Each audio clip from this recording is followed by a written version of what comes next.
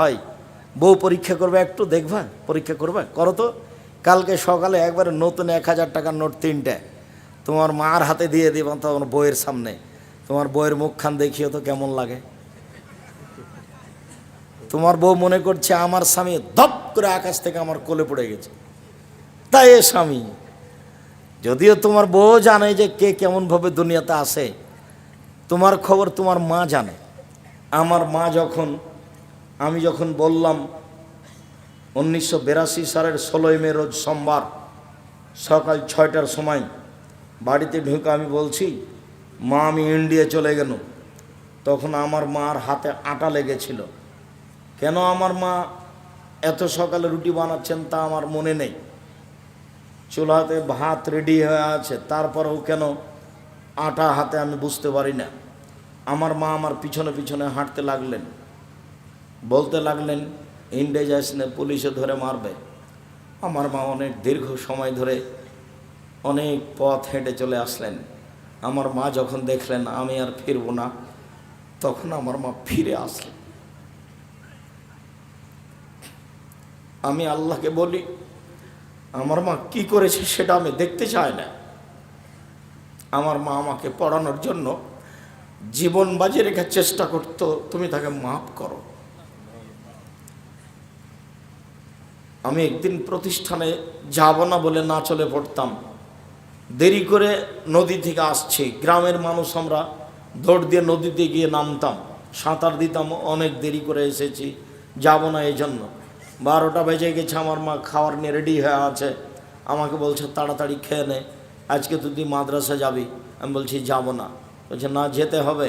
আমি বলছি না যাব না, যেতেই হবে। তখন আমি বলছি তাহলে ভাত খাবো না। তা আমার মা বলছে খাস না। তা আমি উঠে গেলাম, আমি উঠে নে ব্যাগটা আমার মা সাজিয়ে রেখেছে, আমি ব্যাগটা হাতে করে বের হয়ে যাচ্ছি, তো আমার মা বলছে টাকা নে। তখন আমি বলছি টাকা নেব না। আমার মা বলছে টাকা নিস না, তবু তোকে যেতে হবে। আমি খাওয়া ছাড়া টাকা ছাড়া বাড়ি থেকে বের হয়ে গেলাম। আমার মা নরম হয়নি। আমার মায়ের সাধ ছিল বড় পড়ানোর। যে কোনো ছেলে, যে কোনো ফকির ফাকরাকে দেখলে, ভিক্ষে দিলে আমার মা বলতেন তুমি আমার ছেলেটার জন্য দোয়া করিও। এমন কোনো ফকির আমাদের বাড়ি থেকে যায়নি যাকে আমার মা ভিক্ষা দেওয়ার পরে দোয়া করার জন্য বলেনি। সম্মানিত দিনী ভাই বোন, বাপ মাকে মূল্যায়ন করার চেষ্টা করেন। আমি যখনই বিদেশে গিয়ে বক্তব্য দিই, তখন আমি বলি মানুষকে, দেখো তুমি তোমার স্ত্রীর নামে অ্যাকাউন্ট খোলো না, ভুল হবে। তুমি 5 বছর বিদেশে আছো, টাকা তুমি তোমার স্ত্রীর নামে পাঠালা, যেদিন তুমি দেশে ফিরবার সময় হবে সেদিন তোমার বউ টাকা পয়সাটা নিয়ে পালিয়ে যাবে। সেদিন তুমিও কাঁদবে, তোমার মাও কাঁদবে, তোমার বাপও কাঁদবে। সেদিন 3 জন একসাথে হয়ে যাওয়া, তোমার বউ ভিন্ন হয়ে যাবে। আজকে তোমার বউ কাছে আছে আর তোমার বাপ মা তোমার দূরে আছে। যেদিন তুমি বিপদে পড়ে যাবা সেদিন দেখবে তোমরা 3 জন, তোমার বাপ আর তোমার মা আর তুমি। তার আগে পর্যন্ত তোমার বউ তোমার সাথে আছে, তোমার বউ কাছে। আমার মা বলতো 3 জানের বড়ি, নারী হলো 3 জানের বড়ি। আমার মা মাঝে মধ্যে এভাবে বলতেন, বাড়ি থেকে বের করার সময় আমার মা বলতেন 4টে কাজ করো না। 1 দোকানে বসিও না, 2 প্রাইভেট পড়ায়ও না, 3 কারো সাথে বন্ধুতালি করো না, 4 দাওয়াত খায়ও না। বলছিলাম সম্মানিত দিনী ভাই বোন, কিয়ামতের মাঠ বড় ভয়াবহ মাঠ। রাসূল সাল্লাল্লাহু আলাইহি সাল্লাম বলছেন তদনা শামসু ইয়ামাল কিয়ামা, সূর্যকে সেদিন মানুষের মাথার উপরে করে দেওয়া হবে। কামেকদারে মাইলিন, 1 মাইল উপরে থাকবে। অর্ধ হাত যেটা শুনেছেন সেটা মিথ্যা কথা। তখন মানুষের শরীর থেকে ঘাম বের হবে। আল্লাহ রাসূল বলছেন মিনহুম মায়াকুনো এলা কাবাইহে, কারো কারো পায়ের ঘাম হবে টাকনু পর্যন্ত, কারো কারো ঘাম হবে হাঁটু পর্যন্ত, কারো কারো ঘাম হবে কোমর পর্যন্ত, কারো কারো ঘাম হবে নাক পর্যন্ত। এর নাম কিয়ামতের মাঠ। এলকা ইব্রাহিম আবাহু আজার, বিচার মাঠে ইব্রাহিম আলাইহিস সালাম তার বাপ আজরের সাথে সাক্ষাৎ করবেন। ওয়ালাওয়াজে আজার কাপরাতুন গাবারা, ওই সময় আজরের মুখখান থাকবে মলিন। ইব্রাহিম আলাইহিস সালাম বলবেন আপনাকে আমি বলিনি আপনি আমার নাফরমানি করিয়েন না, আব্বা আপনাকে আমি বলিনি আপনি আমার নাফরমানি করিয়েন না। তখন বাপে বলবে আলিয়াউমালা আসিকা, বেটা আজ তোমার নাফরমানি করব না, আজ যাই বলবে তাই মেনে নিব, বিচারের মাঠে কিছু বলার থাকবে না। বাপের এইটুকু কথা শুনে আল্লাহকে বলবে, আল্লাহুম্মা ইন্নাকা ওয়া'দানি আল্লাহ তুখজিনি ইয়াওমা ইউবাসুন, ইব্রাহিম তোমাকে আমি বিচারের মাঠে অপমান করব না। আজ আমার বাপ জাহান্নামে যাবে, আমি জান্নাতে যাব, এর চেয়ে বড় অপমান কি হতে পারে? তুমি আমার সাথে ওয়াদা করেছো ইব্রাহিম, তোমাকে আমি বিচারের মাঠে অপমান করব না। আজকে আমার বাপ জাহান্নামে যাবে, আমি জান্নাতে যাব, এর চেয়ে বড় অপমান কি হতে পারে? তখন আল্লাহ বলবেন, ইব্রাহিম ইন্নী হারামতুল জান্নাত আলাল কাফিরিনা, যারা আমাকে মানেনি, আমার নবী ইব্রাহিমকে মানেনি, তারা কাফের, আমি তাদেরকে জান্নাতে দেব না। ইব্রাহিম আলাইহিস সালাম তার বাপকে জান্নাতে নিয়ে যেতে পারবেন না, ইব্রাহিম আলাইহিস সালামের বাপ জাহান্নামে যাবে। আব্দুর রাজ্জাক সাহেব বলেছেন যে মুহাম্মদ সাল্লাল্লাহু আলাইহি সাল্লামের বাপ মা জাহান্নামে যাবে। তখন হুজুর এমন খেপে গেছেন, একেবারে তেলে বেগুনে জ্বলে গেছে। যাক, জাহান্নাম জান্নাত যাই হোক, 1 মিনিট, এইটা বুখারী মুসলিমের হাদিস।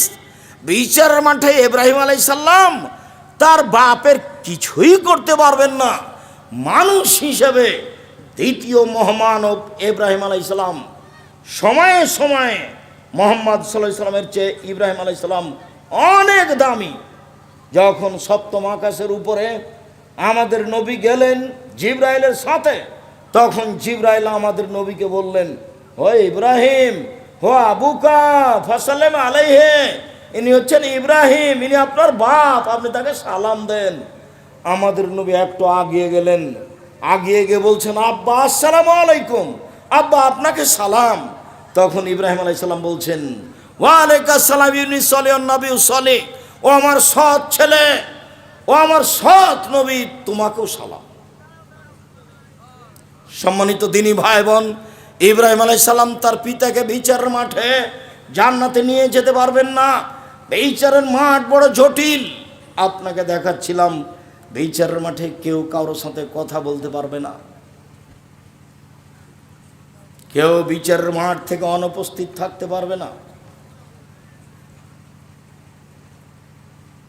ইদা শামসু কুব্বিরাত, যেদিন সূর্যকে আলোহীন করে দেওয়া হবে, ওয়াইজান নজুমুন কাদারাত, যেদিন তারকাগুলি খুলে খুলে নিচে পড়বে, ওয়াইদাল জিবাল সুয়রাত, যেদিন পাহাড়গুলিকে চলমান করে দেওয়া হবে ধূলিকণা করে, ওয়াইদাল ইশার উত্তেলাত, যেদিন 10 মাসের পেটমূর্ণ উটনিকে ছেড়ে দেওয়া হবে, মানে মানুষ ব্যবসা বাণিজ্য ছেড়ে পালিয়ে যাবে। ওয়াইদাল ইশার উত্তেলাত। সম্মানিত দিনী ভাই বোন, এজাস সামাউন ফাতারাত, যেদিন আকাশ ফেটে চৌচির হয়ে যাবে। ওয়াইদাল কাওয়াকিবুন তাসারাত, যেদিন তারকাগুলি খুলে খুলে বিক্ষিপ্ত হয়ে পড়বে। ওয়াইদাল কুবুর বুসিরাত, যেদিন কবরগুলিকে খুলে দেওয়া হবে, মানুষ কবর থেকে উঠে ছুটে দৌড়াবে। কিয়ামতের মাঠের একটা অবস্থা আল্লাহ রাসূল উল্লেখ করেন, কাইফা নাম, দুনিয়াতে আমি কিভাবে আনন্দে ফুর্তিতে থাকি।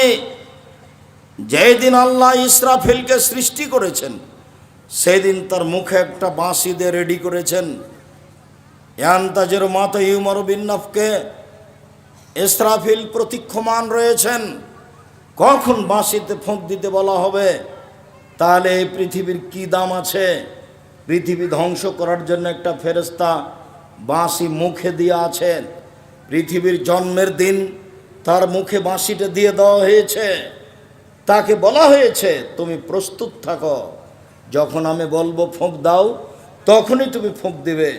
আমরা যুগ যুগ থেকে পৃথিবীতে বসবাস করছি, কিছু বুঝতে পারছি না।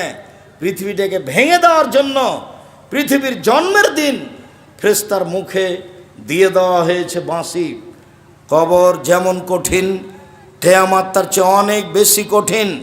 কিয়ামত যত কঠিন, জাহান্নাম তার চেয়ে অনেক অনেক অনেক বেশি কঠিন। আপনাকে আমি কি দিয়ে বুঝাই? কিয়ামত কত কঠিন, জাহান্নাম কত কঠিন। সেদিনের ব্যাপারে রাসূল সাল্লাল্লাহু আলাইহি সাল্লাম বলছেন, লা আদরি মা ইউফালু বি, আমার সাথে কি আচরণ করা হবে তা আমি নিজেই বলতে পারছি না। মহান আল্লাহ বলেন, ফামান খাফাত মাওয়াজিনুহু, যার নেকির পাল্লা হালকা হয়ে যাবে বিচারের মাঠে, তার থাকার জায়গা হবে অতীব গভীর গহ্বর হাবিয়া। অমাদরাকা মা হিয়া, মুহাম্মদ সাল্লাল্লাহু আলাইহি ওয়াসাল্লাম আপনি কি বলতে পারেন অতীব গভীর গহ্বর হাবিয়া নামক জাহান্নামটি কি? আমি বলি, নারুন হামিয়া, তা হচ্ছে জ্বলন্ত উত্তপ্ত আগুন।